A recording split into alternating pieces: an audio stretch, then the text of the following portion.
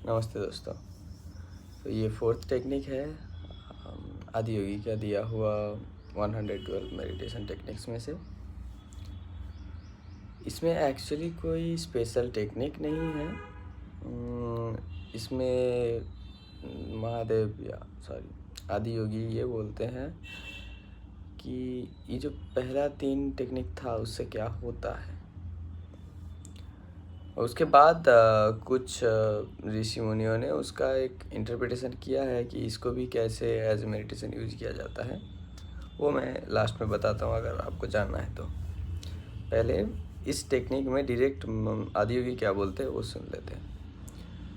इसमें आदि योगी बोलते हैं कि जो पहला 3 मेडिटेशन टेक्निक है, ब्रीदिंग टेक्निक्स है, वो सब आप फॉलो करेंगे तो breathing by itself will slow down. मतलब आपको करना नहीं है, ब्रीदिंग ऑटोमेटिकली स्लो होता जाएगा। मान लीजिए एक नॉर्मल आदमी 1 मिनट में 15 ब्रीथ्स लेते हैं, तो वो स्लोली आपको 14 होगा, फिर 13 होगा, 12 होगा, 11 होगा, ऐसे होते होते वो कम होता जाएगा। Even it may happen that some time you are not even breathing. ये होता है बहुत। अगर आप कभी नोटिस किए होंगे तो पता नहीं, मैं बहुत बार नोटिस किया हूँ। सडनली याद आया, अरे मैं तो सांस नहीं ले रहा था। तो ये होता है आपको, ठीक है। तो स्लोली जब वो हो जाएगा उस टाइम पे वो बोल रहे हैं कि जो शक्ति आएगा।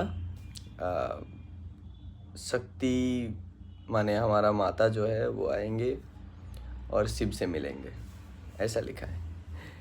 तो इसका मतलब यही हुआ कि आपको शांति मिलेगी और शांति हो जाएगा सब कुछ, एवरीथिंग विल बिकम पीसफुल।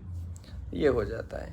तो उसके लिए ये जो आप पहला 3 टेक्निक्स है वो ठीक से प्रैक्टिस करते करते ये स्लोली हो जाता है कि स्लोली ब्रीदिंग स्लो हो जाएगा। एक टाइम पे स्टॉप भी हो सकता है। उस टाइम पे आपका जो शक्ति है वो शक्ति ऊपर आएगा और आपको ब्लिसफुल बना देगा, जिसका मतलब एनलाइटनमेंट है।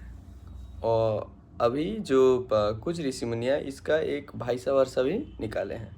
वो बताते हैं कि एक्चुअली आप ज़्यादा फोर्सफुली नहीं, पर अगर आप हल्का सा विथ अवेयरनेस आप अपना ब्रीदिंग को खुद से भी स्लो कर पाए तो हो सकता है कि आपको सेम रिजल्ट मिल सकता है। ये कुछ ऋषि मुनियों ने बोला है।